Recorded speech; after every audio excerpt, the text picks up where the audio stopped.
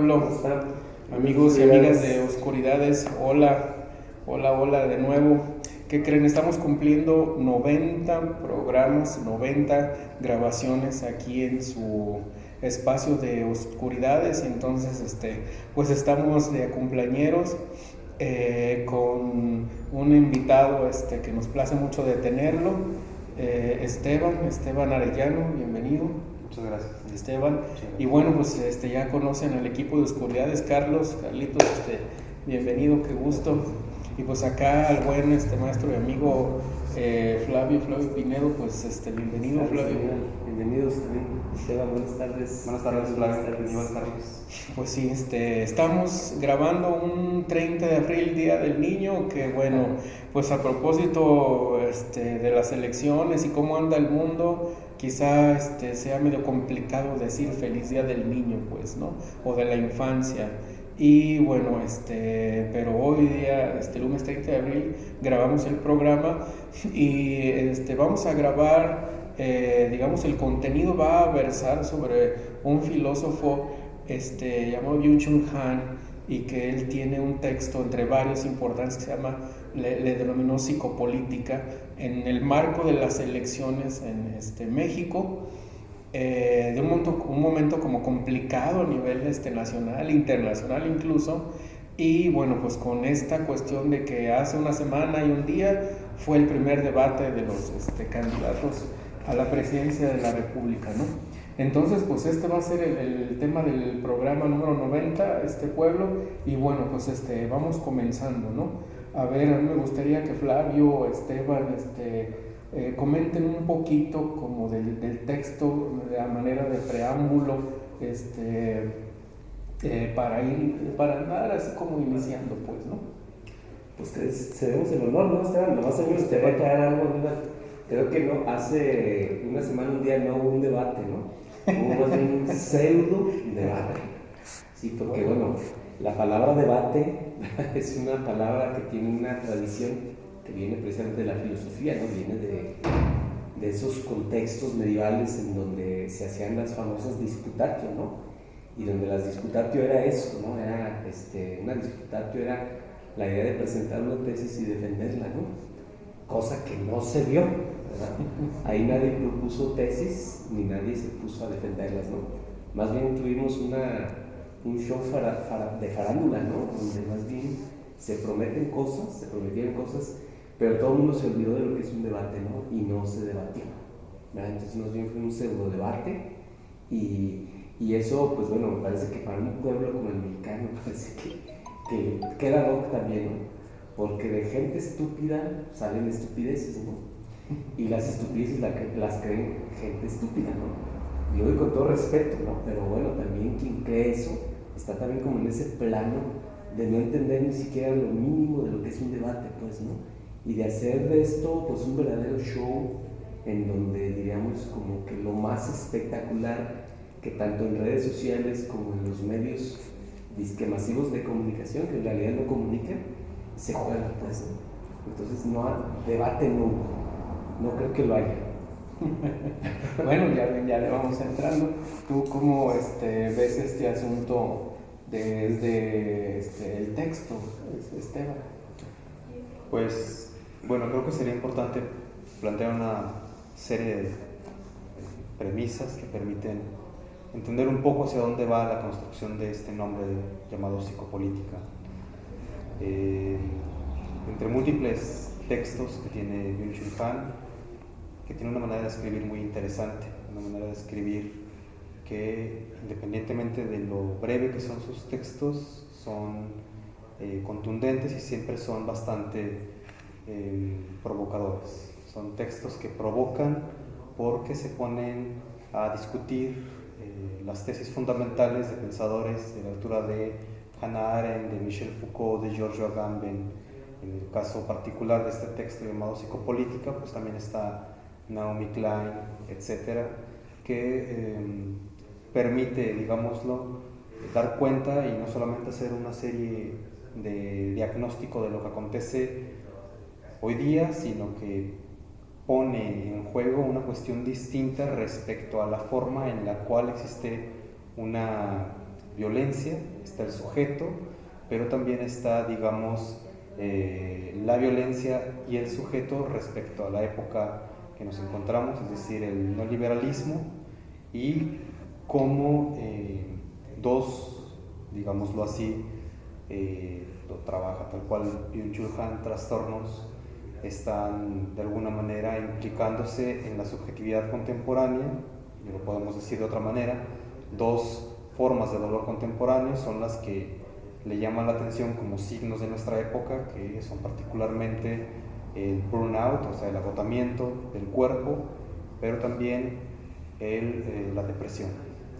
Son estos dos signos que da cuenta de ellos Byung-Chul Han, dirá son de nuestra época y tienen que ver con la cuestión del neoliberalismo. En tanto, el sujeto es quien se castiga a sí solo, y no es que, digámoslo, ya no existen las fuerzas coercitivas de fuera, sino que soy yo mismo quien está de alguna manera exigiéndose, etc. ¿Esto por qué? Porque en el neoliberalismo existe, por supuesto, la cuestión de los medios sociales, de las redes sociales, que permiten de alguna manera al sujeto circular cuestiones de información. Toda la información que circula dentro de las redes sociales es una información que se convierte de manera fundamental o técnica como la Big Data, o sea, esta gran forma de almacenaje de toda la información, y somos quizá la época más informada, podría decirse, o no la más informada, pero donde más información surge y se presenta día a día, y uno lo puede ver dentro de el propio Facebook, etcétera. O sea, uno puede revisar una nota, uno puede revisar una noticia, y ya hay otras 30 o 40 notas distintas en ese mismo momento. Podemos comentarlo que efectivamente hay una forma de información que está, o una ola de información que está bastante impregnada dentro de nuestra época y que nos impregna como sujetos. Es por ello que cuando surgen los medios masivos de comunicación y las redes sociales, surge un paradigma distinto respecto al propio sujeto. En este sentido, o en este caso, el sujeto ya no necesita, digámoslo así, ser vigilado para que el sujeto dé información de sí mismo sobre algún tema en específico, sea el que sea, de su propia vida, de lo que opina sobre ciertas cosas, sino que, nos dirá Byung-Chul Han, lo que existe hoy en día es ya no una forma de negatividad de parte de fuera, sino siempre hay una positividad y seductora que permite que el sujeto se desnude a sí mismo, y de desnudarse a sí mismo en el doble sentido, ¿no? Ya sea literalmente y también en metáfora. ¿En qué sentido? En que pone al descubierto absolutamente toda su información dentro de las redes sociales. Al momento de poner en juego esta información, por supuesto que el sujeto ahí está expuesto siempre como un dato más de la red social, que en este sentido las redes sociales y la forma de política se van a centrar directamente sobre esas tendencias, sobre las tendencias de los medios masivos de comunicación, pero particularmente dentro de las redes sociales, que darán cuenta del sujeto, o eso es lo que pretenden, que den más cuenta del sujeto a partir de la información que el sujeto brinda. Entonces, eso como una forma o como un pilar fundamental de la psicopolítica. La otra es que la tesis de Byung-Chul Han es, por supuesto, que debatible, y es bastante interesante, importante y nueva, pero es debatible en el sentido de postula algo que es acertado y al mismo tiempo deja un amplio espectro también de cuestiones que le podemos realizar. Cuando dice, por ejemplo, hoy día ya no se tortura, sino que se tuitea, por ejemplo. Es una de las tesis fundamentales, que inclusive lo hace frase de Facebook para poderla poner dentro de sus redes sociales, y que es que la forma del tweet sustituye a la tortura, sustituye el posteo a las vejaciones del cuerpo. Es en ese sentido en el que la psicopolítica también actúa en tanto el sujeto es un sujeto siempre de positividades que brinda su información, etcétera, etcétera, también es un sujeto que siempre estará pensándose como un sujeto de rendimiento, que es otro de los textos anteriores de Byung-Chul Han, que es La Sociedad del Cansancio, que estas tesis son importante leerlas junto con otros textos como Enjambre, que es el texto sobre las redes sociales, pero hay uno también muy importante, que es la Topología de la Violencia, y La Agonía de Eros, y El Aroma del Tiempo.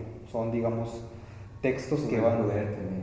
¿Mande? Sobre el poder. Exacto, sobre el poder también es otro texto importante que hay que leer, pero lo que postula Byung-Chul Han sobre esto es que nuestra sociedad está cambiando a partir de la entrada del neoliberalismo, a partir de la posición de la libertad del sujeto, en la que el sujeto se castiga a sí mismo, en la que el sujeto o el castigo ya no viene de fuera, sino que es el propio sujeto el que lo produce. La depresión sería una forma de no poder más, en la cual, pues bueno, el sujeto se encuentra ahí en la imposibilidad, y el burnout se entendería como este agotamiento después de que el sujeto se ha abocado a estar todo el tiempo sobrecalentándose dentro de este amplio espectro de posibilidades de eres pobre porque quieres, no tienes dinero porque no quieres, no eres famoso porque no quieres, etc. Entonces, como están todas las posibilidades y el sujeto está en libertad de tomar cada una de ellas, lo hace, pero olvida que hay un soporte fundamental de su subjetividad, que es el cuerpo. Entonces, no solamente que sea un olvido, sino que se relega en tanto está una posición psíquica que está, digámoslo así, ¿cómo se le puede decir? Está sobreestimulada por la forma en la que puede tener éxito un sujeto, etc.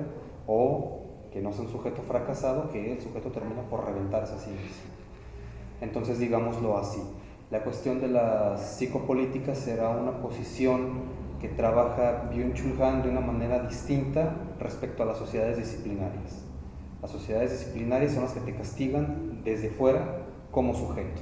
Psicopolítica significará de manera rotunda y fundamental que el sujeto se castiga a sí mismo en tanto está queriendo obtener siempre algo. Eso serían de manera, digámoslo, resumida, muy resumida, pero que tiene muchísimas más aristas, lo que trata de proponer, o la nueva forma que trata de poner en juego la psicopolítica. Pero hay una cuestión importante que habría que mencionar sobre esto y tratar de hilarlo, ahora lo pensaba, y creo que tiene que ver con el desgaste, no solamente con el burnout, sino con el desgaste de toda la información que surge dentro de las propias redes sociales, que es un desgaste, quiero mencionarlo un poco así, respecto a también cómo uno se sitúa ante el ámbito político. Estoy de acuerdo con la tesitura que Flavio comenta acerca de cómo efectivamente esto es un pseudo debate,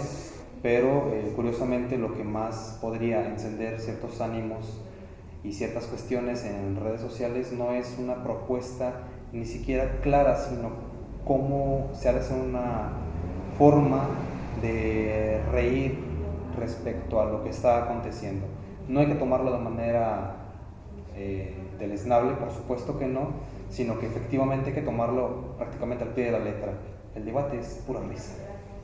Y estas formas también han desgastado la credibilidad de los sujetos que nos pusimos a ver esta cuestión, es decir, lo más esperado, por supuesto, que era que hubiese dos candidatos por parte de partidos políticos que iban a atacar a Andrés Manuel López Obrador, y otras dos personas que estaban ahí, una que la subieron de manera ilegítima y la otra también.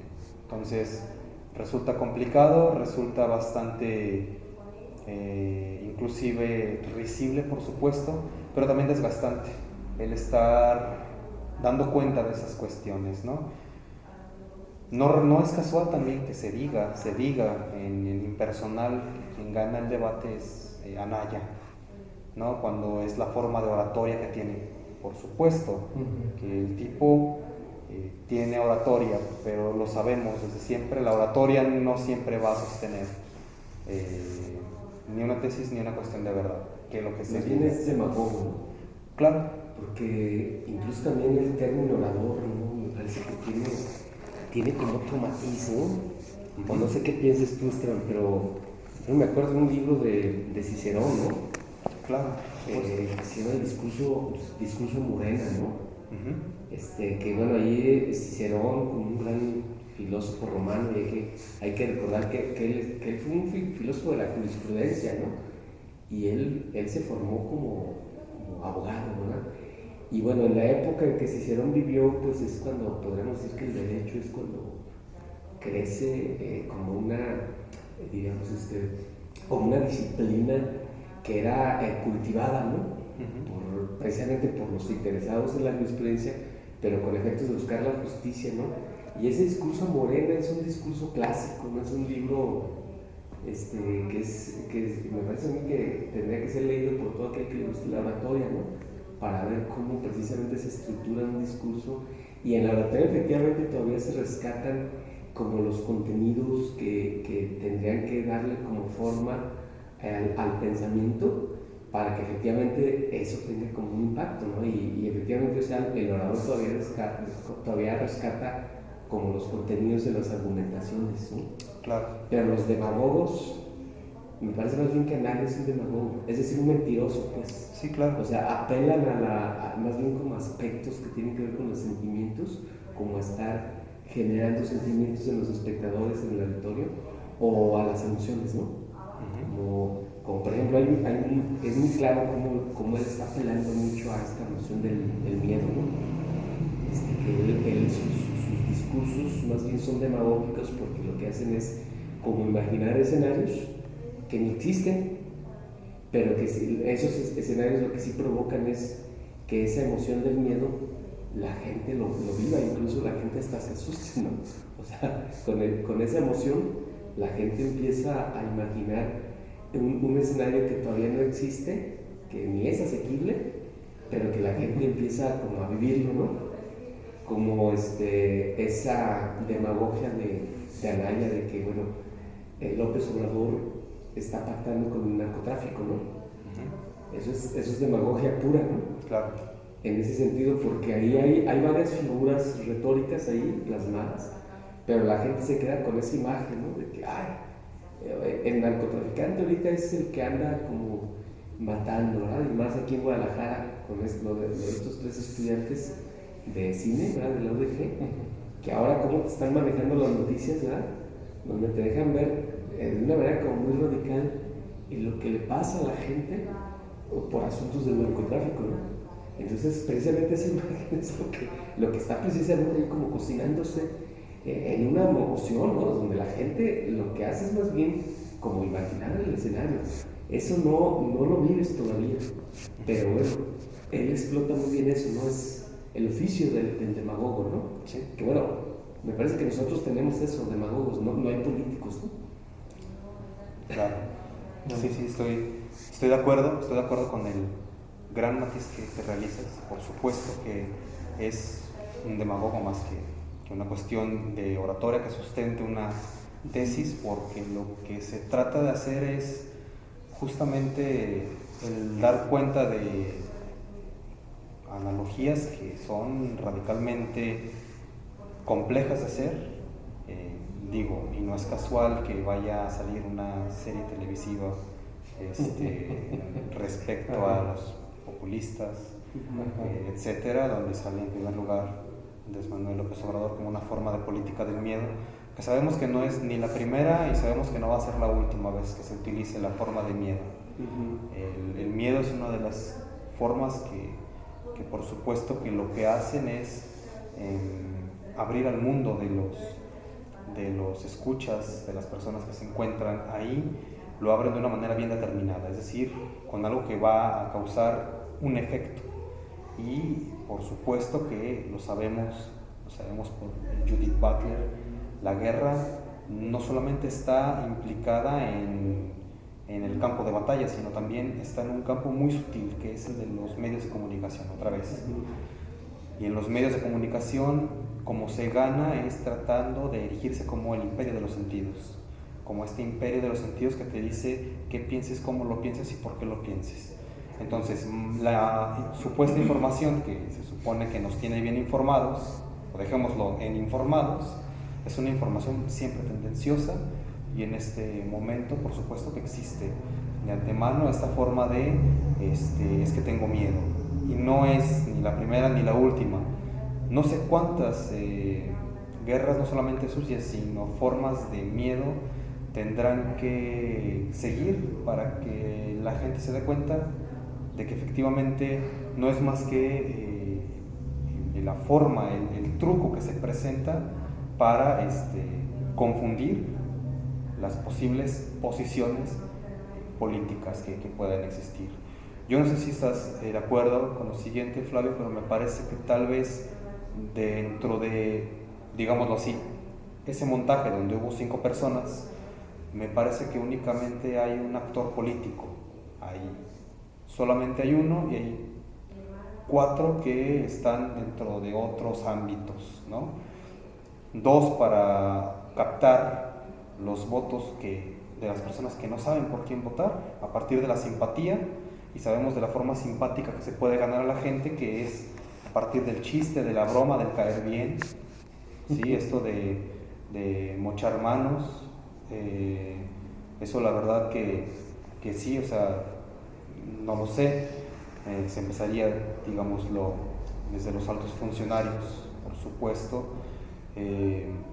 Sin embargo, la cuestión de esta forma de ganar votos a partir de la simpatía es otra forma de también hacerlo a partir de los sentidos. Me cae bien, me hizo reír, hay más nombre de él, yo no sé por quién votar, a mí me da miedo este otro representa a un partido que ha sido una cuestión siempre tiránica, este otro me cae mal porque, no sé, pues de derechas, y esta otra pues porque es la esposa de fulano.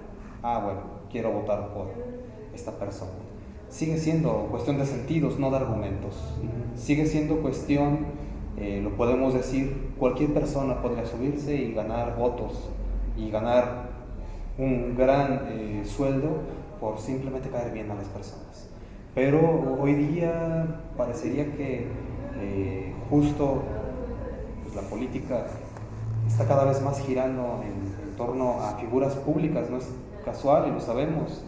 Actores como Caguachi, lo sabemos, como Carmen Salinas, como Lagrimita en su momento que quiso estar por acá, se quieran posicionar porque tienen posibilidades, no porque sean cuestiones meramente políticas, sino porque son cuestiones de simpatía, antipatía, cuestiones de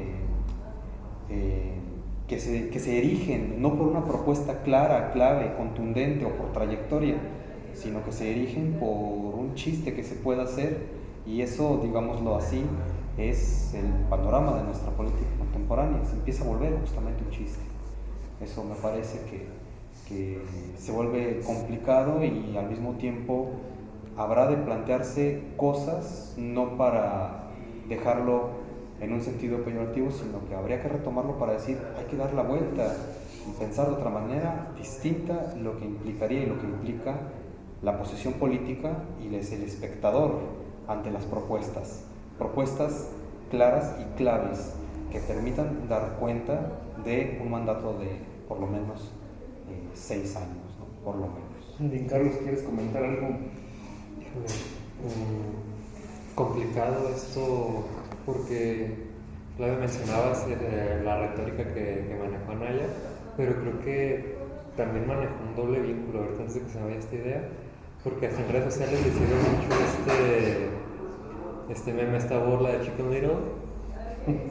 Creo que si nos podemos ver bien, él infundía miedo atacando a otro candidato, claro, pero también lo que pasaba en este punto es que, vaya, yo lo veía y me ponía a pensar, esta persona tiene una sonrisa, es el que como más sonriente, o es el que pudiera generar una empatía hacia las personas, desde, vaya, a personas como bien decíamos, que estén indecisos por quién votar, que no sepan qué hacer, Yo veo en eso que genera ese tipo de empatía en las personas. Bien, como bien viene siendo parte de la retórica, pero bien maneja esta ambivalencia o este doble vínculo. Y pues, sabemos que para enganchar a una persona son dos cosas que están presentes hasta en relaciones tóxicas, por ponerlo desde otro punto de vista. Este relación odio-miedo es lo que siempre está presente para dos personas. Y pues los demás candidatos creo que, vaya, Zavala y esta persona del PRI, siempre era un discurso del político clásico, yo así lo veía, era el político clásico que su discurso era, yo a ti te voy a beneficiar, yo te voy a hacer esto, y se presentaban, yo Margarita Zavala voy a hacer esto, yo Fulanito voy a hacer esto.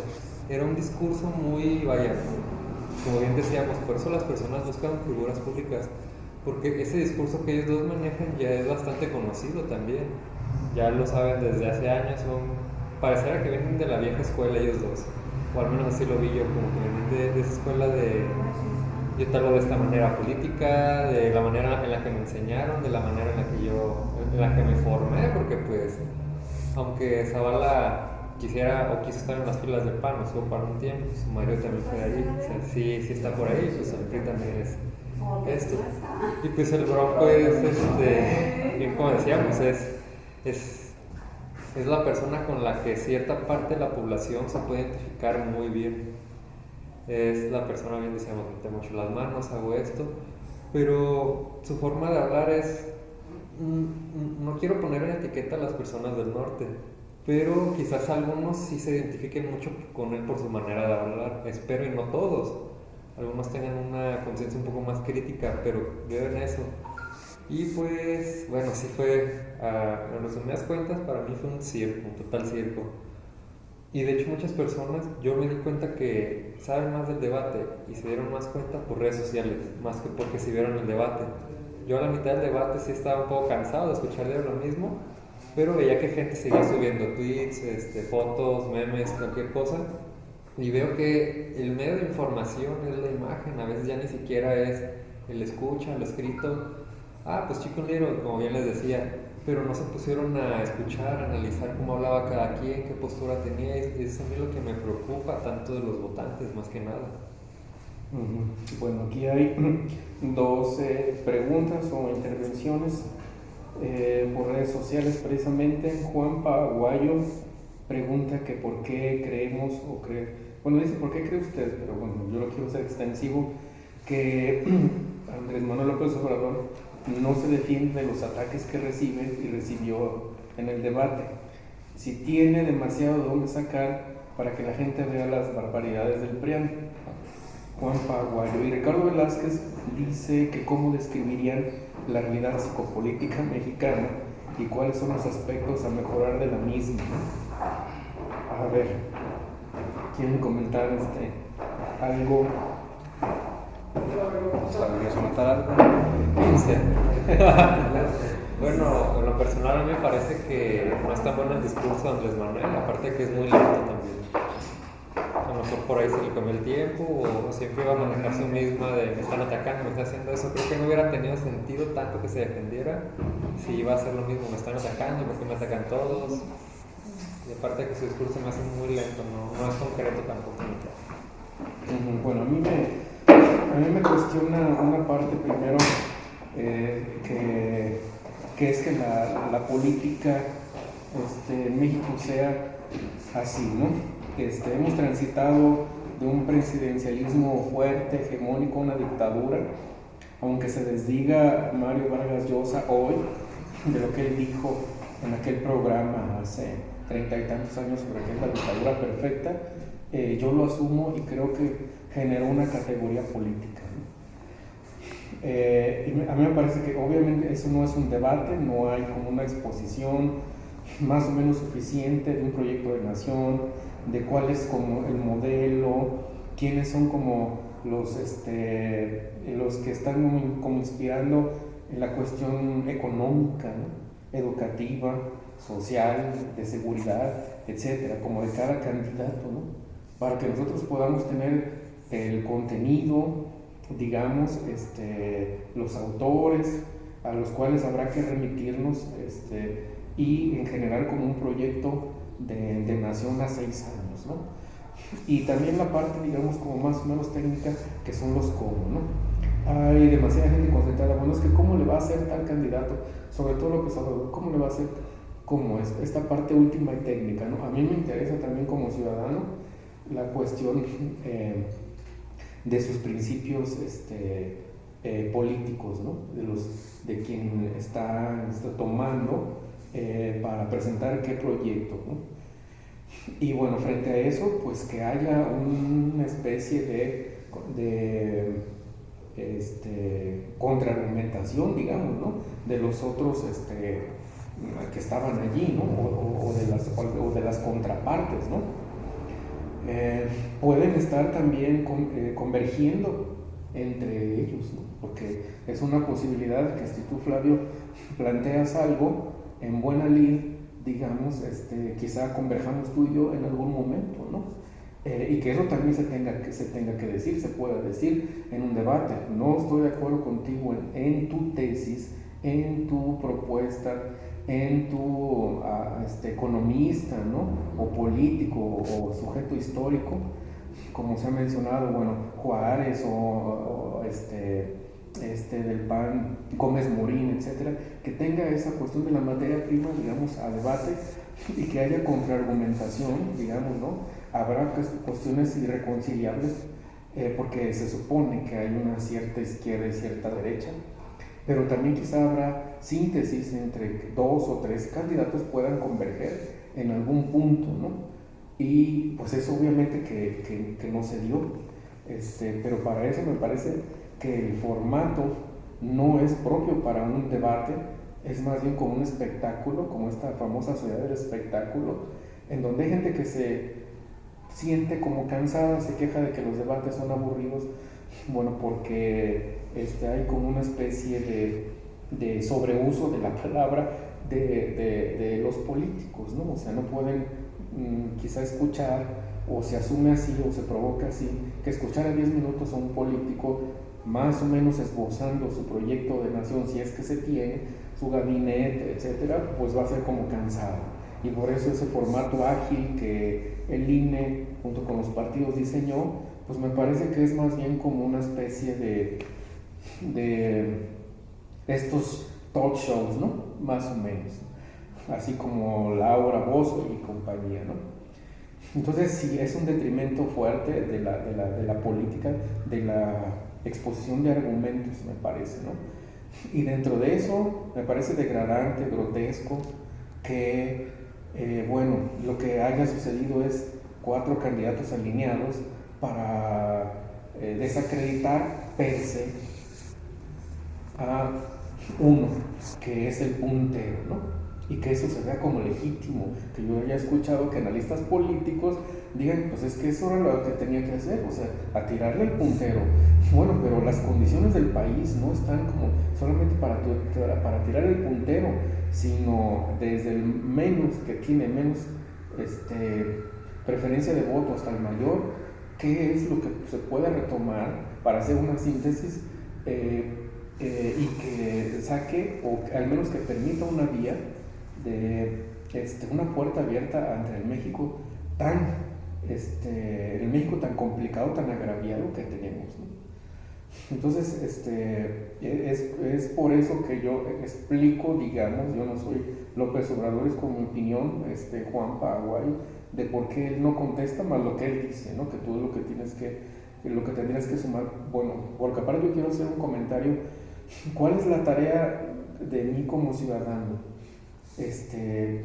Porque se parece o se asume que en un debate de hora y media, donde alguien tiene, cuando mucho, 25 minutos, un político tiene que esbozar una cuestión tan complicada como un proyecto de nación.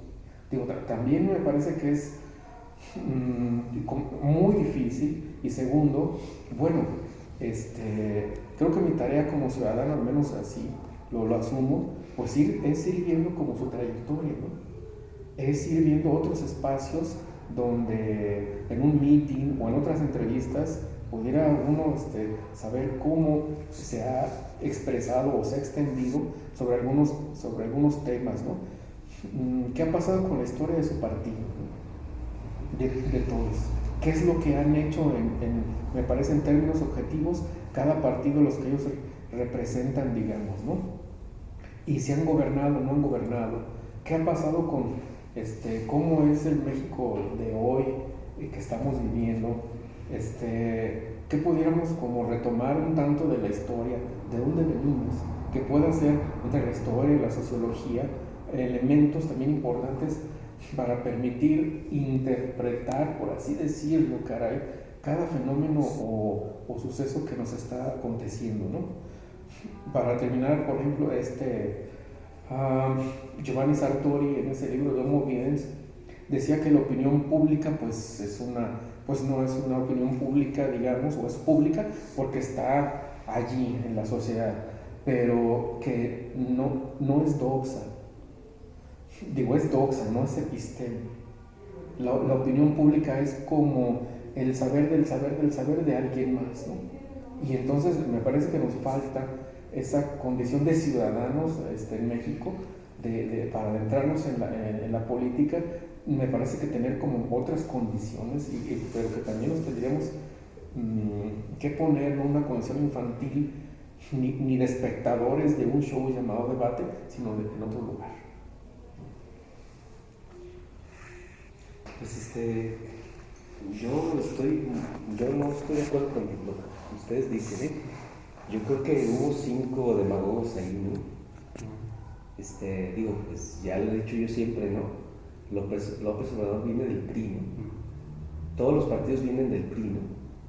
El PRI pues, es un partido criminal, ¿no? Históricamente ha sido un partido que ha cometido desde genocidios hasta ha entregado a este país, ¿no?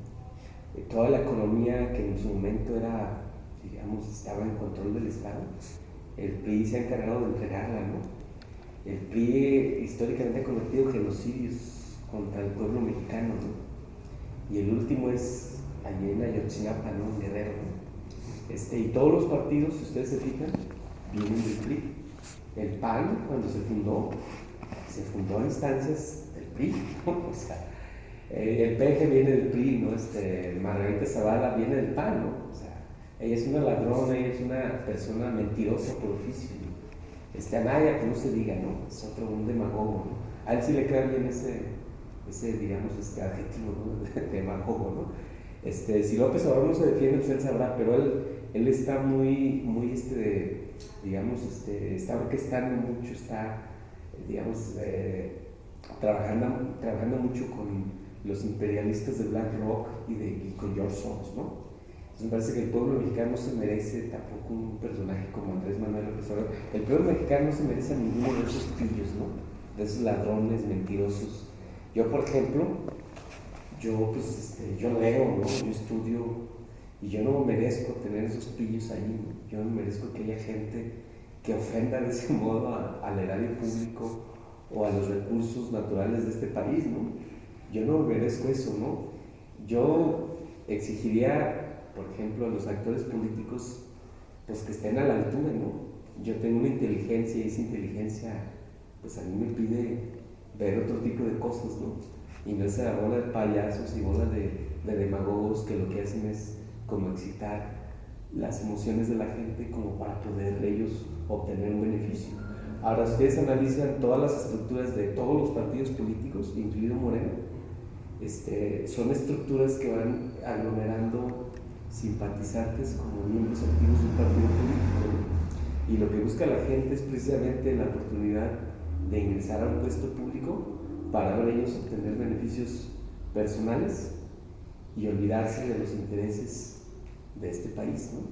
Todas las estructuras están así, ¿no? Yo en todos los partidos, en Morena ya lo vi, ¿no? Ya he visto ahí muchos de los municipios que gobiernan ahí en el Estado de México, es exactamente lo mismo, ¿no? Dentro, o sea, las lógicas son siempre las mismas dentro de los partidos, ¿no?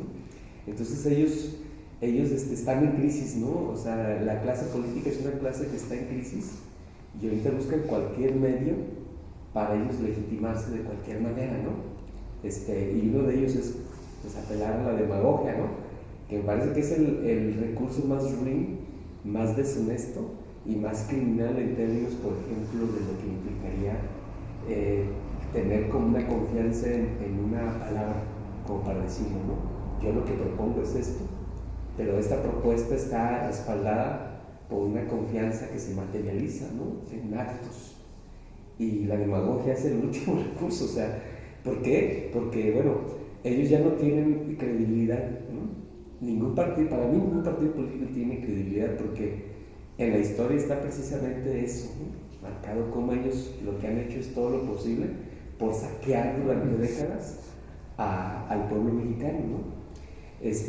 Yo no distingo entre partidos honestos y deshonestos, porque todos están anclados en un sistema que está podrido.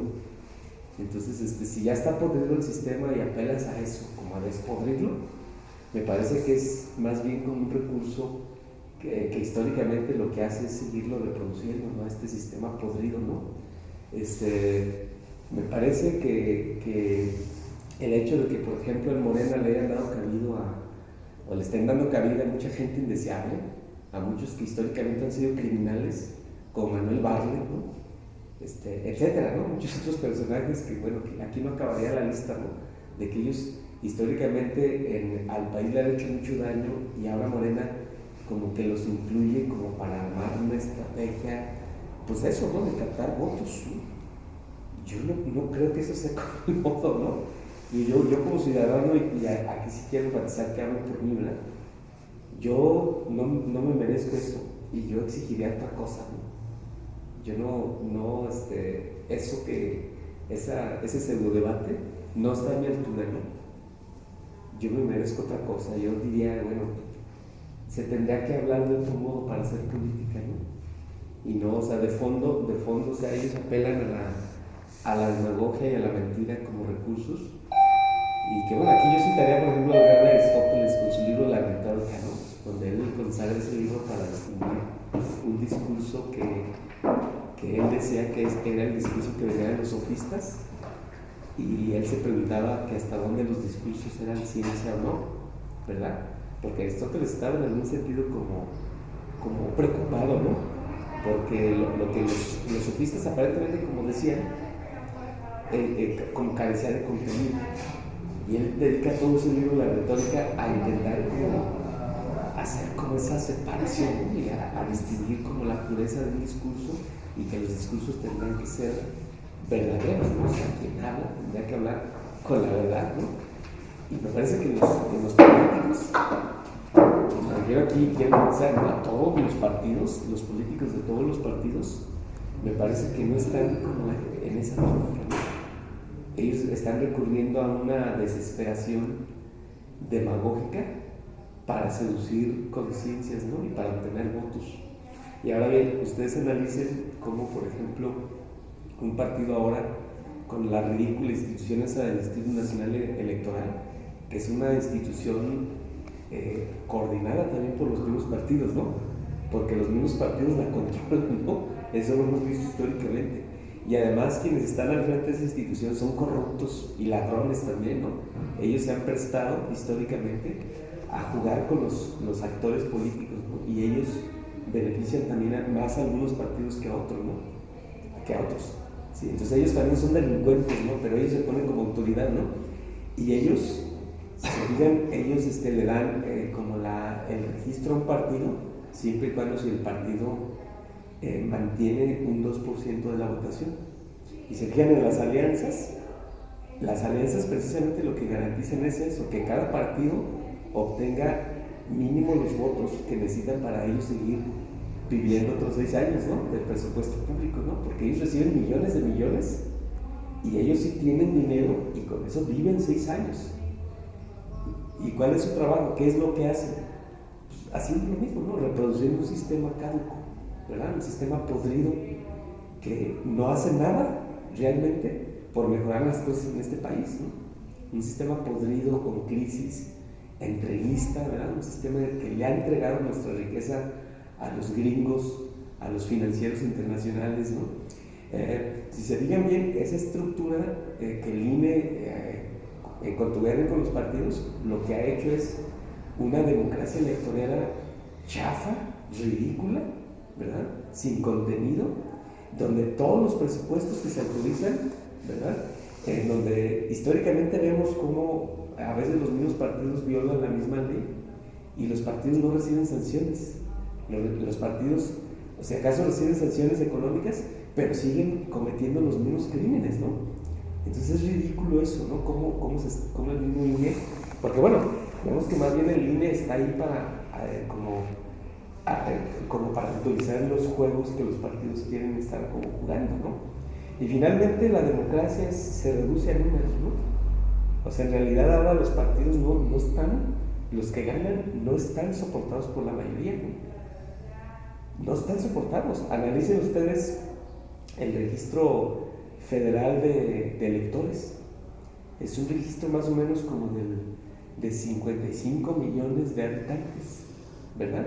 Es menos de la mitad de la población que hay en este país. Y de esos 55, tenemos un abstencionismo como del 50%. O sea que en realidad vienen votando como unos 25 millones. Y de todos esos que votan, ahí sí se dividen entre las alianzas. Y los que vienen quedando están siendo soportados como por 8, 10, 11, 12 millones de ciudadanos. O sea, por una minoría. Entonces es ridículo, ¿no? Es ridículo decir que la democracia es un sistema de las mayorías, ¿no? En realidad es un sistema de las minorías. Y de esos que votan, pues la mayoría son borregos, ¿no? Gente que fue seducida por la retórica y por la demagogia, y no por que efectivamente los políticos hagan un trabajo material, ¿no? Donde ellos con digamos, políticas públicas efectivas convenzan a sus electores. Realmente es ridículo todo esto que tenemos, ¿no? Yo insisto, yo como ciudadano, pues a mí me gusta leer filosofía, a mí me gusta leer historia. Yo no me merezco esos payasos que están ahí, ¿no? Digo, lo digo con todo respeto, porque esos son, ¿no? Payasos, ¿no? Y si cualquiera de esos payasos acepta debatir conmigo y me aguantan 10 minutos, pues que me aguanten, ¿no? Si me aguantan 10 minutos yo diría que es mucho, ¿no? Pero que me aguanten, ¿no? O sea, y un debate en serio, ¿no? Donde se hable de política y donde no se hable de payasadas, ¿no? Entonces, miren, yo sí muestro un desacuerdo con ustedes, ¿no? Pero qué bueno que estamos pensando diferente, ¿no? Si ustedes no están de acuerdo conmigo, yo los invito a que también me debatan a mí, ¿no? Y vamos abriendo como esa pauta, ¿no? También, ¿no? Porque me parece, pues, que digamos, como que esas lógicas nadie quiere entrar a eso. Si reducimos todo nomás a un maldito meme, que para mí un meme no indica nada, ¿verdad? O a un maldito tweet, o a un maldito comentario de Facebook vacío, sin lo interesante que podría ser mostrar toda una argumentación, ¿no? Y eso me parece que nadie lo quiere como explotar. Los políticos no están dispuestos a hacer eso, ¿no? Los políticos no se carean con los ciudadanos. Los políticos no van a dar la cara a los ciudadanos, ¿no? Los políticos, fíjense cómo son las cosas, ¿no? Ellos se rodean de un equipo de gente que les cuida la imagen y que habla bien de ellos. Ellos no quieren darle la cara hacia los ciudadanos de carne y hueso que viven en la pobreza, ¿no? Que viven en la miseria, ¿no? Que viven con los problemas cotidianos de la inseguridad, que somos víctimas de asaltos, que somos víctimas de muchas cosas que no nos agradan, pero ellos no dan esa cara, pues, ¿no? Ellos más bien sí saben rodearse de gente que sabe maquillar todo eso, gente que se burla de los ciudadanos, ¿no? Gente que ofrece un sistema de recibir quejas y no hacer nada, porque los gobiernos en eso se especializan, ¿no? En recibir todo tipo de quejas de la ciudadanía y en no hacer nada, ¿no? Entonces, pues yo me pregunto, bueno, ¿para qué seguir alimentando un sistema que no sirve para nada, ¿no? Más que para estar alimentando burocracias que no resuelven los problemas cotidianos de la gente, ¿no? Yo eso siempre me lo pregunto, ¿no? Y me parece que ningún ciudadano se merece que se burlen de eso. Vean, este gobernador de aquí de San Luis Aristóteles, cómo se está burlando realmente de los padres de estos 3 estudiantes. Él se está burlando de una manera muy, ya no decir cínica, ¿no? Porque ya ni es cínico, ¿no? Descarado, diría yo, ¿no? Esos padres de familia, ni ningún ciudadano nos merecemos que se burlen así, ¿no? De los ciudadanos, ¿no? Los 43 de Ayotzinapa no se merecen eso, ¿no? No se merecen toda esa farsa que hizo Peña Nieto para tratar de convencer a la gente de que los habían matado allí en el basurero de Cocula, ¿no? Esos 43 padres de esos 43 estudiantes no se merecen eso, no se merecen ese tipo de burlas, ¿no? Y vean cómo el sistema orquesta todo un conjunto ahí de elementos, muchos recursos, invierten millones y millones para tratar de convencer a la gente de que las cosas sucedieron así. Eso es como la peor de las burlas, ¿no? O sea, lo que aquí tendríamos que leer sería como esas intenciones, ¿no? De un sistema podrido que no enfrenta los hechos porque es incapaz, ¿no? Porque los políticos son gente incapaz. Los políticos se preocupan nada más por el dinero, pues, ¿no? No sé. Yo lo que acabo de decir son puras mentiras, ¿no? ¿Y quieren comentar algo? Bueno, Carlos. un par de cosas. Bueno, me parece importante que hay varios elementos, ¿no? En los que, por supuesto, habría bastante concordancia en lo que comentas. Sobre todo en la cuestión de la cleptocracia, es decir, en esta forma en la que lo que significa un puesto público es una forma de hacerse rico ilícitamente, ¿no? En esto coincido plenamente en el sentido que efectivamente se llega a estos puestos como la forma de poder salir de la miseria, ¿no? De la miseria, de la pobreza, de la cierta forma clase media para aspirar a otras cosas. Por supuesto que eso es una de las formas más complicadas en las que nos encontramos políticamente hablando, ¿no? Y si no hablamos de política, por lo menos de cómo se ejerce la política y cómo se piensa la forma de hacer política. Con eso, por supuesto que estoy de acuerdo en cómo se pone en juego esta cuestión. Ante las preguntas, me centro un poco más en la segunda, de qué tipo de psicopolítica mexicana. Pensaría en un nivel, más que ponerle el adjetivo mexicano, de cómo la política trata de centrarse efectivamente, ya lo mencionaste Flavio, en desgastarse otra vez a sí mismo en un tuit, en una imagen, en algo que se vuelve forma risible que evita una narrativa, sea la que sea. Es decir, no hay una forma ni hay una posibilidad de dialogar cara a cara, sino que parece que se desgasta a sí mismo dentro de la propia red social lo que hay que decirse de política. Y lo demás es ya me enfadó, ya me hartó, no se hace nada, etc.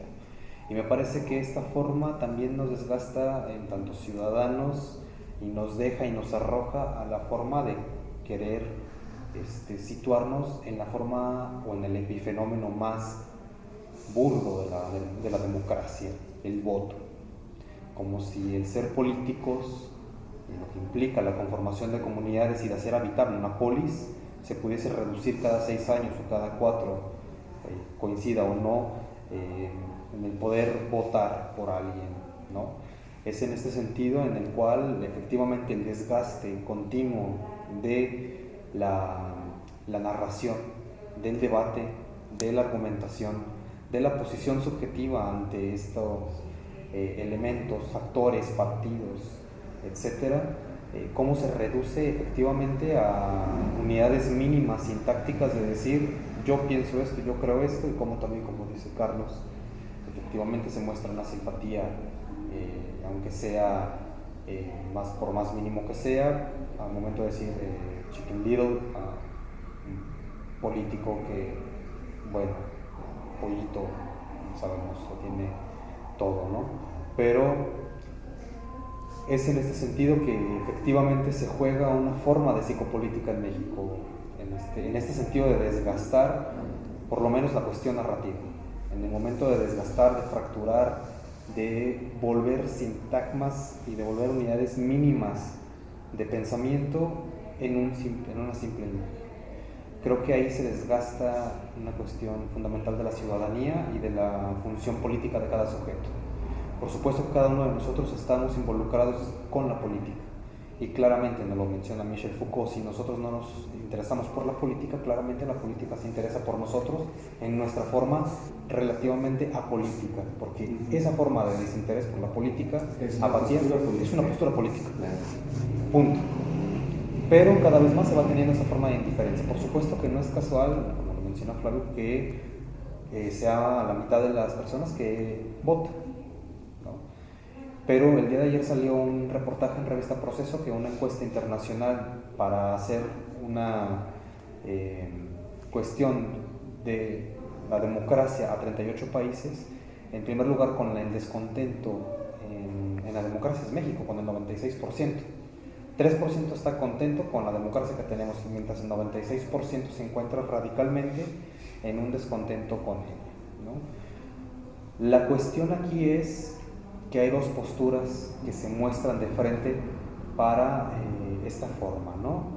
Una que es la pregunta muy neoliberal, que hago un paréntesis, no olvidemos a quien cita tanto Anaya cuando dice, bueno, yo traigo al premio Nobel a Friedman, este economista, para pensar una mejora para el país y para el futuro. Claramente, cuando no se conoce a Friedman, dices, ah, claro, es un premio Nobel. Claro, y cuando investigas que es quien impulsa la forma neoliberal y que gracias a él chicos de Chile fueron becados en Chicago para ir a estudiar economía y que se gestione el golpe de Estado en Chile, por supuesto que uno se la piensa dos veces y bueno, eso es insultar, por supuesto, la inteligencia de los escuchas, claramente, ¿no?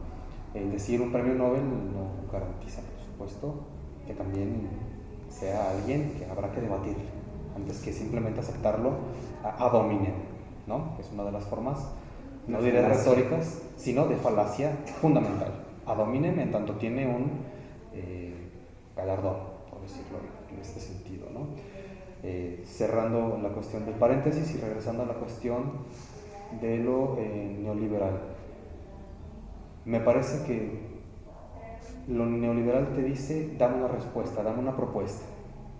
Si no es la forma de voto, entonces, ¿cómo sí le hago? Eso es, digámoslo, la forma neoliberal. Aquí sí me gustaría igual pensarlo, ¿no? No se necesita responder, vamos a la primera pregunta, totalmente, para tener una posición sobre ello. No es que tenga que haber una respuesta de propuesta. Cuestionar ya es una forma de hacer otra cosa, aunque me parece, no sé si sea suficiente. Eso habría que pensarlo, y también lo pongo en cuestión acá con ustedes para pensarlo juntos, puesto que no solamente es una cuestión de México, sino que la política a nivel mundial padece de cuestiones bastante singulares, y aunque en cada país tenga sus diferencias fundamentales, me parece que hay malestares radicales dentro de la política, tanto históricamente como culturalmente, que habrá que pensarlos. Sin embargo, la degradación contemporánea, por lo menos en México, es a tal grado que de verdad es un insulto que se haya subido a alguien con la cuestión de no solamente las firmas falsas, ni mucho menos, sino en el cómo se orquesta de manera fundamental y se callan, ¿no? Así está. Pues es que fíjate, Esteban, ahí está lo que hace rato yo decía, o sea, tienes un sistema, un INE que dio ese aval, ¿no? O sea, aquí es el tribunal quien dio la aval. El mentiroso de Barret Zavala y el otro mentiroso del Bronco, o sea, ellos se les da como ese aval, ¿ya? De que ilegalmente y legítimamente ellos son candidatos independientes, ¿no? O sea, donde, pues bueno, eso, tú por ejemplo como ciudadano, tú llegas a un banco a intentar cobrar un cheque con una credencial para votar falsa y a ti como ciudadano sí te meten en la cárcel. ¿Por qué ese par de mentirosos, a Margarita Zavala y al Bronco, por qué no están en la cárcel, no? Yo como ciudadano, como yo me pregunto, bueno, ¿qué tengo de diferente yo y Margarita Zavala? Pues bueno, ella es Margarita Zavala, una ratera o del sistema, una ladrona, una mentirosa, y yo no, ¿verdad? Esa es la diferencia, ¿no? El sistema está podrido, ¿no? En ese sentido, haz de cuenta que, bueno, como que la argumentación de la política se hace como un círculo vicioso ya, ¿no? O sea, lo que no es política te lo muestran como política, ¿no? Nos olvidamos, porque la política, la palabra es griega, ¿verdad? Y los griegos le dieron un sentido, parece como muy, muy universal que ahora se usa. Política es estar en la polis pensando cómo vamos a solucionar los problemas de todos. La polis es el espacio, ¿no? El espacio de todos. pero ante todo es la habitabilidad del espacio, cuando me Exacto. parece que en México cada vez más se vuelve inhabitable, no solamente. Es decir, no es como el pequeño fragmento de desierto y todo lo demás está sin ello. No, me parece que la frase de Nietzsche aquí resuena y es: el desierto crece. Y toda la cuestión del desierto está en todas partes. Me parece que cada vez más se vuelve más inoperante la forma de vida por todos los mecanismos que se toman, ¿sí? Es verdad que la cuestión de la psicopolítica y de las formas de violencia específicas en Europa son vigentes, por supuesto, para un contexto determinado. Aquí también, pero no solamente. Aquí la forma de habitabilidad cada vez más se vuelve más desértica, y no solamente por el calor inmenso que hace respecto a la aridez que se mantiene en tanto el desprecio tal cual de la vida en tanto entorno. Es decir, la cuestión del daño ambiental que se está haciendo cada vez más es una forma radical, pero no solamente hablemos de que el desierto crece respecto al calor que hace, sino que el desierto crece en tanto que es inhabitable cada vez más el país, justo por lo que mencionas, de la forma en la que se desaparecen a las personas. Vivimos en un país que no solamente llamarlo que es una gran fosa común como las de Jojutla, es insuficiente, también es un país de desapariciones, de desaparecidos. Curiosamente, la gran diferencia con países como lo fue España con el franquismo, en Chile con Pinochet, en Argentina con Videla, en Guatemala, aquí estamos, no en una dictadura militar. Colombia con la guerra con las FARC durante 50 años y las desapariciones. Aquí estamos, se supone, dentro de la democracia y dentro de una supuesta forma no totalitaria y muy al margen de la frase de Vargas Llosa: ni dictadura ni dicta blanda, mucho menos, sino que más bien habrá que pensar que efectivamente el totalitarismo se ejerce dentro de la democracia. Hay que pensarlo también que la cabida que tiene el totalitarismo está en el ámbito de la democracia, no en otro lugar. Ya no solamente en un golpe de Estado ni también con una dictadura militar, sino desde la propia democracia, y lo podemos ver en un país como el nuestro, que lamentablemente lo que va haciendo es que la polis sea menos habitable y que nos conformemos cada vez con menos.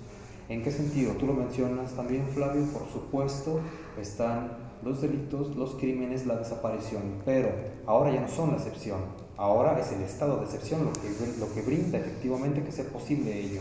Es decir, cada vez más se hace eso. ¿Por qué? Porque es posible realizarlo. Es en ese sentido en el cual efectivamente como ciudadanos ya no nos encontramos cobijados por la polis, en tanto la polis podría permitir que se genere, o sea, que se geste la vida política del sujeto como bios, sino que estamos totalmente desnudados de esas posibilidades para cada vez más sobrevivir a la cuestión de la vida, y que cada vez más la vida se está volviendo efectivamente en esta vida indiferente que de por sí ya es una pérdida complicada y bastante radical. Por ejemplo, las vidas que se quitan, por ejemplo, a los mendigos, a las personas que no tienen hogar, etcétera, que cuando mueren pareciera que al Estado no le importa, etcétera, pero ahora, los inmigrantes lo sabemos, pero ahora sabemos que cada vez más la vida de cada uno de nosotros, sea quien sea absolutamente quien sea, estudiantes, maestros, doctores, cirujanos, profesionistas, personas con negocios propios, cualquier tipo de persona puede estar expuesta radicalmente a un peligro que no se sabe de qué lado viene. Esa es la cuestión fundamental en la cual me parece se escapa a la cuestión de la psicopolítica y va a una forma más complicada de violencia que me parece no nos hemos detenido aún a pensar. Creo que ahí habría una tarea fundamental en pensarla, en cómo además de la psicopolítica existen otros mecanismos de violencia dentro de la polis que atañen y que atacan a la cuestión de la ciudadanía. Bueno, ahí, siguiendo con lo que dices, sí quiero hacer como un matiz al respecto de la democracia, digamos, y de los regímenes electorales o electoreos, ¿no? Y como de qué democracia, ¿no? Es una palabra que me parece como complicada y creo que a veces se ha revestido demasiado como de capitalismo, ¿no? Es decir, si yo puedo como ciudadano Jorge Aníbal hacer o que mi opinión sea tomada en cuenta de manera directa, ¿no? Y que eso de alguna forma se lleve a cabo, o sea, más o menos es lo que se le ha llamado como democracia directa, ¿no? No representativa, que no representa a nadie. Aún así, haz eso a un partido político para que veas cómo se van a burlar de ti.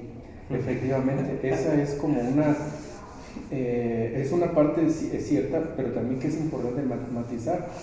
Quizá la democracia, y no creo que sea la solución a los grandes problemas humanos, y dentro de esa democracia habrá que ver como sus diferentes facetas y cómo se acerca frente a cuestiones como los medios de producción, ¿no? Cómo se produce, cómo se resuelve, cómo se relaciona con la naturaleza, etcétera, ¿no? Y ahí capitalismo, neoliberalismo, el socialismo, el comunismo están en juego en esta cuestión de la democracia, porque creo que se necesita colocar la democracia en un marco también para que tenga cierto sentido filosófico y político. Claro que en cualquier democracia puede haber sometimiento, explotación, dominación de no sé, una clase a otra o de un sujeto a otro, es cierto, es correcto lo que dice Esteban, pero también creo que al menos mi postura es que esto no es una democracia, obviamente, y que es un régimen electoral o electorero, por lo que dice Flavio, que yo estoy de acuerdo con él, es un régimen electorero que está en función de los partidos políticos, como ustedes ya los han comentado, ¿no? Pero que también se diga que es un régimen electorero, y ese régimen electorero va produciendo esta subjetividad desde un sujeto que está a la expensa de que en Televisa pasen un debate, lo comenten unos intelectuales y si a alguien le cae bien o mal, entonces por eso vota. Por ejemplo, es lo que me parece como grotesco. Ahora me devuelvo un poco. Mi postura personal, y aquí lo tuvimos hablado hace un tiempo, es que en estos asuntos de las elecciones en México, al menos la candidata con la cual yo tenía una gran afinidad política y hasta simpatía era María de Jesús Hernández Patricio, ¿no? Marichuy. Me parece que una mujer indígena del Consejo Indígena de Gobierno, náhuatl, yerbera, médica tradicional, tenía quizá como la parte más profunda de ese México como olvidado y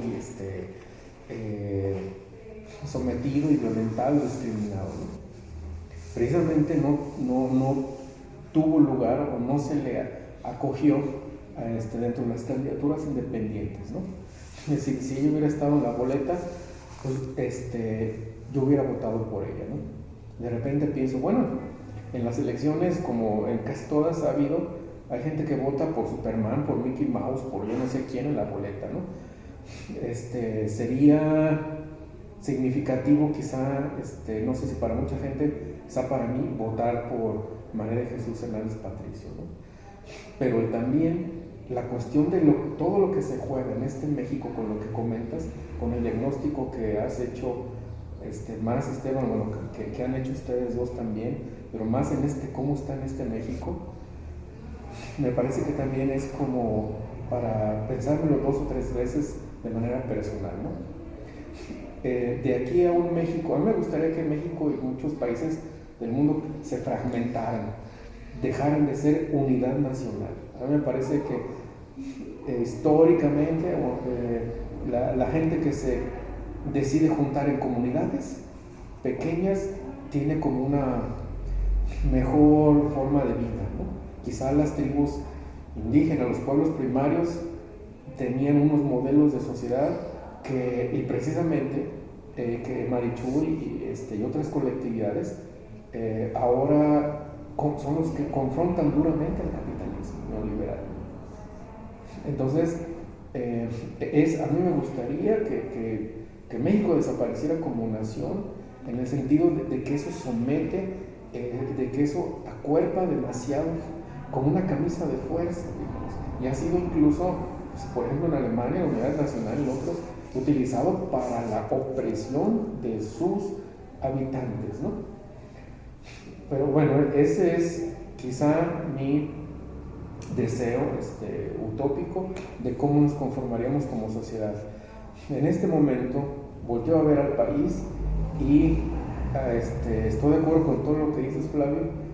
Aún así, me parece que es como importante hacer un matiz en cómo vamos a colocarnos frente a las elecciones, si es voto sí, si es voto no, si es voto por quién. Y lo que hemos dicho también aquí es qué ciudadano crítico, propositivo, activo, antineoliberal, anticapitalista podemos ser. Pero aún a pesar de que estoy de acuerdo contigo, y bueno, yo sigo en este caso a Immanuel Wallerstein y me parece que él dice algo que queda en esta elección. Hay elecciones más importantes que otras, ¿no? No porque yo entregue mi voto y 6 años espere que alguien, el gobernante, solucione y etc. No. Creo que cada vez tenemos que apostar a ser ciudadanos críticos cotidianos y menos votantes. Pero creo que sí hay elecciones más importantes que otras, Flavio. Y esta situación es de estar pensando en colectividad frente a este sistema electoral y estos candidatos y candidatas que también sí podemos hacer, porque hay una expectativa y hay mucha gente pues, que está completamente descartando a los políticos o a la política, pero también está con cierta escucha de, entonces, ¿qué pudiéramos hacer, no? Pues todo esa amalgama se está conjugándose en este momento que yo creo es un momento crucial, no solamente por las elecciones, sino por la vía que vamos a alguna gente como a proponer o a seguir, una vía ciudadana. Y por último, si estas grandes situaciones son desaparecidos también del discurso de los políticos, de los candidatos, ¿no? Nadie habla de ecología. A mí me gustaría saber qué van a hacer con tanto consumismo, con tanto coche, con tanto plástico, con tanta degradación de la vida natural, como comentas. ¿Qué es lo que van a hacer con tantos desaparecidos, así como etcétera, ¿no? Hay temas que están también desaparecidos de la política y de los discursos que hasta ahorita tenemos, pero pues nosotros somos los que los tenemos que colocar también en la agenda pública, ¿no? Si no, de arriba no va a venir eso. Me queda claro, ¿no? Yo no escuché que ninguno planteara una política para recuperar el petróleo, ¿no? Es decir, les importa un pito todo, ¿no? O sea, puras promesas, ¿no? O sea, eso es, por ejemplo, esto de los desaparecidos, ¿no? Parece que tendría que ser un tema de la agenda nacional, porque todos estamos implicados, ¿no? Tal vez no todos tenemos familiares desaparecidos, pero somos susceptibles de ser desaparecidos, ¿no? Y eso no les importa, ¿no? Vean qué les importa, ¿no? Ellos están a la altura de tener un auditorio de quinto de primaria, ¿no? Y solamente los niños de quinto de primaria los podrían escuchar a ellos ya, ¿no? Ya es tiempo de que la ciudadanía mexicana madure, ¿no? Y ustedes, amigos de oscuridades, pues madúrenle también. Ya la mayoría tiene 20 años, ya, pues, carnales, ya es hora de que se pongan a leer y estudiar y criticar todo lo que sale de la mierda de los políticos, ¿no? O sea, porque me parece que son los más nocivos para el pueblo mexicano, ¿no? La casta de los políticos, ¿no? Incluso por encima de otras castas de criminales, yo creo que los políticos son más nocivos, ¿no? Hay algo importante que si hubo 3 personajes, por lo menos que yo conozco dentro de la historia de la filosofía, que se cambiaron el nombre por un nombre común, no que se lo hayan cambiado en tanto tal, sino que se pusieron un sobrenombre, era muy interesante, son interesantes los 3. Uno es René Descartes, otro es Kierkegaard y el otro es Marx. Y era The Omnibus Vitalis Est, o el dudar de todas las cosas. Y creo que esa forma ya de dudar de las cosas, no solo ser sospecha, ¿no? insistiré con el matiz respecto al apelativo de Paul Ricoeur cuando dice de los tres filósofos de la sospecha, no solo sospecharon, hicieron mucho más, cada uno de ellos a su manera, pero ya el preguntarse sobre todas las cosas y cómo cada aspecto nos va brindando signos de lo que se puede venir, me parece que también uno va tomando posición. Ahora, ¿qué es lo más complicado? Que cada vez más estamos, lo voy a decir con una metáfora que utiliza Lobo Antunes, somos un archipiélago cada vez, ¿no? Un archipiélago de soledades que sí nos indigna, sí nos repudia, sí nos mantiene dentro de la cuestión crítica, pero lo que decíamos hace rato, me parece que la apuesta, a pesar, como dice Freud, del malestar que pueda surgir, es en colectivo. No puede ser en cuestión de pequeñas soledades allá diciendo una serie de cosas que le implican solamente a él o a ella dentro de un aspecto de su propia realidad, sino que tiene que haber una cuestión de colectivo que permita efectivamente fundar y pensar otras cosas. Unas cosas que tengan que ver con el porvenir. Así habría algo, si no como la democracia, sí como algo donde se participa de una manera distinta.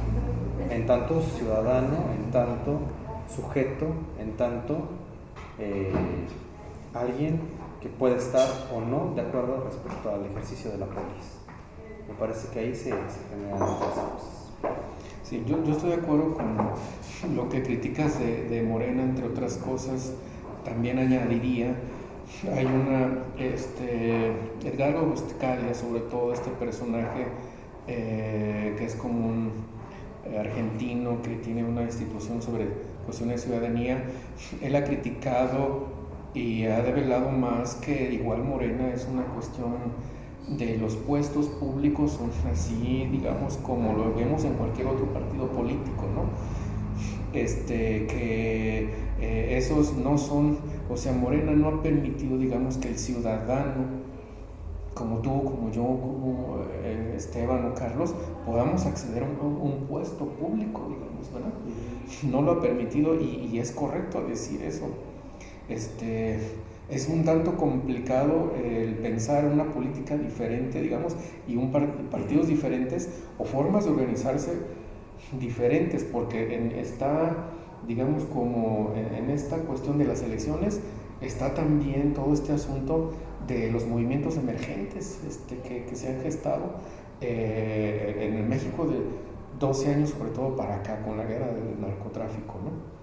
Pero entonces, es como importante, yo también pienso eso, el pensar en colectividad, qué rutas, qué podemos como ir al menos avisorando para darle una salida o al menos caminar en una ruta diferente, porque lo que sí es cierto, me parece de manera contundente y fácil, es que se han empeorado las condiciones de vida de este país terriblemente en 6 años y en 12 también.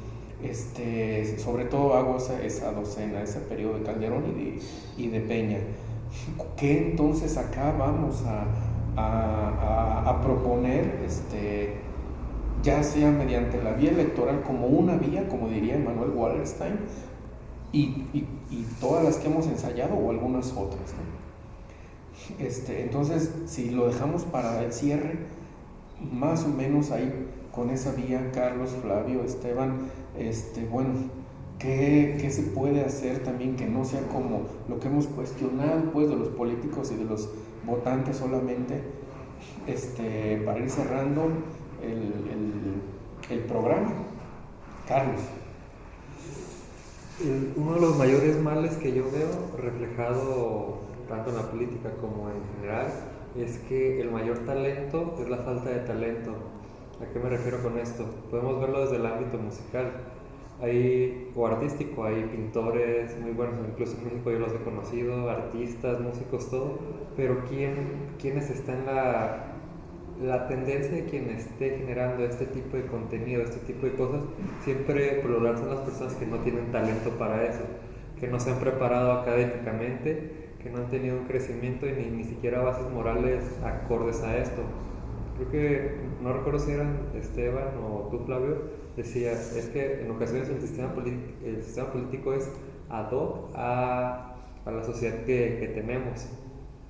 Al menos también creo que esta parte sí es verdad, porque creo que quizás por ahí no es tanto la culpa del término política, ni tanto, creo que es culpa de las personas que están dentro de la política. Y quiero esperar, o al menos que en alguna parte hubiese o hay políticos que realmente tienen talento, tanto académico como vocación, porque la vocación también considero que aunque no se considere dentro de una habilidad como talento, pero viene siendo algo fundamental para la política. Creo que falta esto, y sabemos que hoy en día las personas que quizás puedan tener este talento, esa vocación, jamás llegan se les cierran las puertas, tanto en ámbitos laborales, políticos y en todo. Creo que hay que reflexionar esta parte bien de que las personas menos talentosas son las que dirigen el país, son las personas que, como bien dicho, no se han preparado. Creo que, o hasta al menos el punto de vista que da Flavio es muy válido. Él comenta, yo me preparo, yo hago esto, yo leo, yo estudio. Creo que esto un poco más depende de cada quien, de desarrollar los talentos que cada quien tiene. Hay que irnos por ese lado, aunque escuche muy individual, pero a partir de ese individualismo que cada quien desarrolle, pues en colectivo ya se pudiera generar cosas nuevas, propositivas. Quizás en el momento no sé decir qué ni cuáles, pero pues por algo se empieza a arrancar también. Muy bien. Flavio, para dejar que Esteban cierre con que no, pues yo diría sencillo, ¿no? Los políticos son como perros rabiosos, ¿no? Que andan mordiendo y contaminando a los demás. Y yo pienso que lo mejor que podríamos hacer sería, digamos, sí, nunca abandonar nuestras capacidades, ¿no? O sea, desarrollarlas al máximo, porque eso nos permite detectar cuando un perro rabioso está mordiendo, ¿no? Entonces, si nosotros declinamos, y precisamente esa es como la tesis de la psicopolítica, ¿no? O sea, si nosotros declinamos al desarrollo de las habilidades, me parece que la psicopolítica, me parece que la ejercemos de una manera como más abierta, ¿no? Entonces yo creo que también ahí hay un churján, tendríamos que debatirle, ¿no? Con una antipsicopolítica, ¿verdad?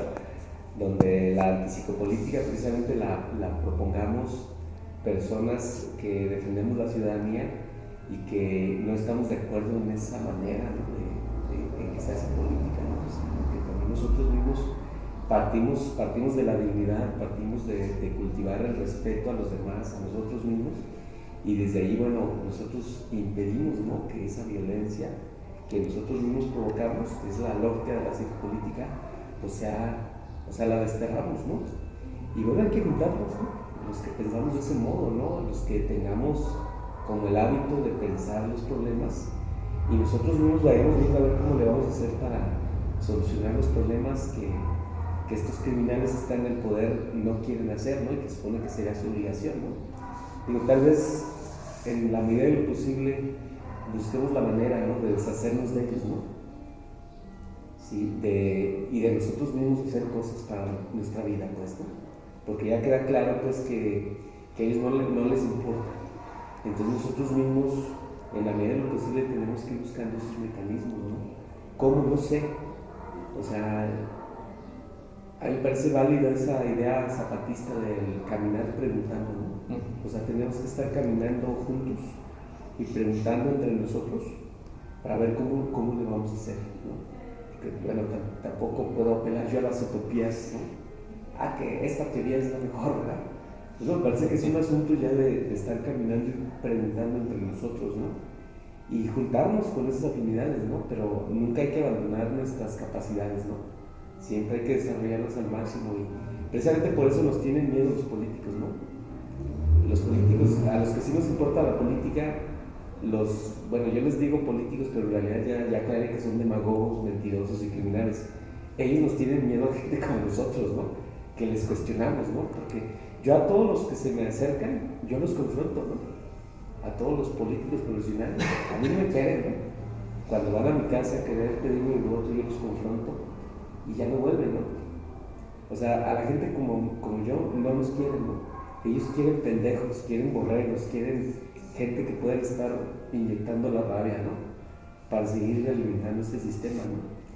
Pero bueno, si somos ya una excepción, me parece que esa excepción tenemos que estar pensando en primero cómo hacerle para deshacernos de ellos y nosotros hacer algo con nuestra vida, ¿no? Porque es nuestra vida la que está en juego, no la de ellos, ¿no? Porque ellos no creen en este sistema, ¿no? Por ejemplo, ellos no creen en el sistema educativo mexicano. Ellos, a sus hijos los mandan a estudiar al extranjero, a sus hijos no los meten a escuelas públicas de aquí, ¿no? Entonces, ¿por qué depositar el voto por una gente así, ¿no? Gente que no confía en este sistema educativo, gente que está entregando el petróleo, gente que está aniquilando las pensiones de los mexicanos, gente que está privatizando el seguro social, gente que está privatizando la luz eléctrica, como Calderón, y donde Margarita Zavala apoyó a su esposo, ¿verdad? Y cuando chingó a Luz y Centro de México, una empresa. O sea, ese tipo de criminales, digo, yo no sé por qué la gente confía en ellos, ¿no? En esos criminales que están entregando y destruyendo los pocos beneficios sociales que teníamos. ¿Por qué depositar? ¿Por qué confiar en gente así, no? Gente que te miente constantemente, ¿no? Entonces, la excepción, pues, lo que tenemos que hacer es pensar en cómo hacerle para nuestra vida, pues, ¿no? Yo me iría por ese lado. Muy bien, yo quiero comentar que estamos en un momento crucial donde también habrá que debatir acá abajo la ciudadanía, el cómo nos colocamos frente a este asunto, la naturaleza, la inseguridad, la educación, acá abajo, ¿no? Y que es... Desde abajo, ¿no? Sí, desde abajo, acá abajo, no, y para los de abajo. Más bien desde abajo, ¿no? Bueno, si hay una así como relación que planteó Platón, ¿no? Con la República, ahí más o menos como me baso en eso, pero sí tiene razón, acá abajo, desde abajo, y para los de abajo, digamos, tendríamos que estar también discutiendo este asunto, insisto, en esta cuestión de que está la escena puesta en los candidatos y las elecciones, pero también hay que discutir esta situación, ¿no? Del sujeto que es el actor cotidiano que vive todas estas vicisitudes que ustedes han comentado, pero que también tiene un poder en la relación con el otro, un poder de organizarse y de ir dándole un pequeño o un gran desvío de timón a este asunto, ¿no? Mientras vemos también cómo cuestionamos a la vida política, el sistema electoral que tenemos, ¿no? Que de entrada yo desconfío de la gran mayoría, solamente pocos países han podido, quizá los escandinavos, más o menos pues, poder lidiar con este asunto de la representación, el voto y la ciudadanía y los beneficios sociales, ¿no? Están las comunidades zapatistas, digamos, que también son un referente, me parece, importante, ¿no? Al respecto. Y yo esperaría que aún de que no tengamos una convocatoria de algún político para poder organizarnos, ¿no? y dar una respuesta independientemente de lo que acontezca, digamos, en esa parte muy, muy electoral, ¿no? Entonces, Esteban, pues bienvenido. Gracias por venir. ¿Cómo te despedirías de este asunto, de este tema, por el día de hoy? Pues antes que nada les agradezco a ustedes, Carlos, Claudio, Aníbal, por la invitación, a ustedes que nos están escuchando, y me parece, viendo también, por supuesto, pero es importante pensar formas de inoperatividad, es decir, lo que opera en este sistema, que es lo que tiene como sentido, es la forma fundamental del capital. La forma de volver inoperables ciertos espacios sería de arrancarles, de profanarles, de quitarles lo sagrado que sería esta forma de desarrollo, por ejemplo, y de cómo esos espacios se vuelven tal cual, y fundar otro tipo de espacios. ¿Cuáles? No lo sé, pero ya se está haciendo bastante. Pensamos aquí, que en estricto sentido podría llevarnos a ningún lado, en estricto sentido capitalista, por supuesto, de decir no te lleva a ningún lado, no produces, no haces, no nada, entonces estás perdiendo tiempo. Pero bueno, uno tendría que pensar a partir de ahí la pérdida de otra manera, de una forma distinta en la cual no una pérdida para ganar, no, la pérdida asumida para hacer otra cosa, que sería la forma de poder generar un movimiento distinto que cada vez más se vuelve más complicado. ¿Por qué? Porque siempre la cuestión de sobrevivir a la vida se vuelve más complicada cada vez más. Lo mencionas, hace 12 años que se vuelve cada vez más difícil, por supuesto que sí. Es más difícil el sobrevivir, pero cada vez es más difícil encontrar espacios donde hacer nada, ¿no? Es decir, si no consumes no eres bienvenido, si no estás comprando algo no eres bienvenido, y si te encuentras en algún lugar que se supone es público, como algún parque, corres el peligro de ser asaltado. Es decir, los espacios cada vez más se vuelven espacios que sucumben a la forma capitalista en tanto tal, y el espacio de convivencia cada vez se fractura más. Entonces el lazo social, el otro, y en sentido estricto la forma política de situarse como ciudadano, de pensar, de argumentar, de debatir, de posicionarse en tanto sujeto, cada vez más son más endebles. Y lo que hay es más ruido, más consumo y más desgaste del sujeto, por supuesto. ¿A qué se apuesta en resumidas cuentas? Me parece que uno debe de apostar por crear otro tipo de espacios inoperantes, en los cuales contrarresten los no lugares, como las plazas públicas, o en este sentido, no plazas públicas, no, más bien estos centros comerciales, no las plazas públicas ahí. Uno a veces en las plazas públicas uno puede correr también el riesgo de verdad de ser asaltado, como en el centro, como en la explanada del expiatorio, etcétera.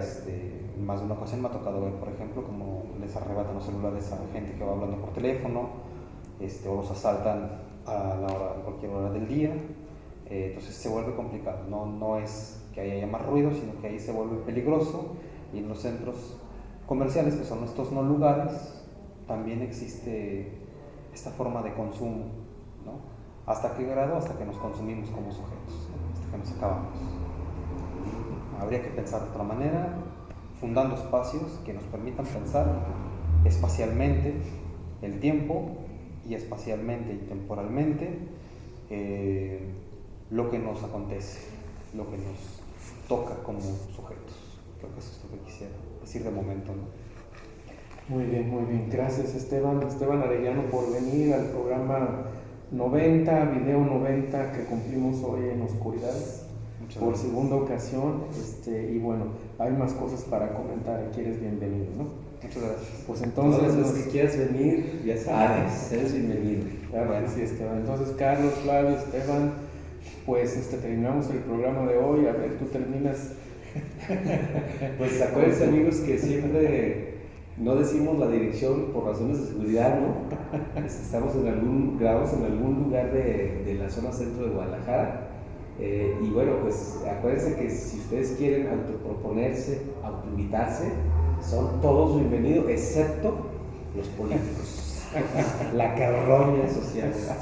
Bueno, escríbanos, propónganos y seguimos en contacto. Acuérdense que mañana irá la marcha del 1 de mayo contra todos estos criminales, rateros, lacras que son los empresarios, que muera la explotación. Entonces mañana por ahí nos vemos en las marchas, si andan por ahí nos vemos, amigos.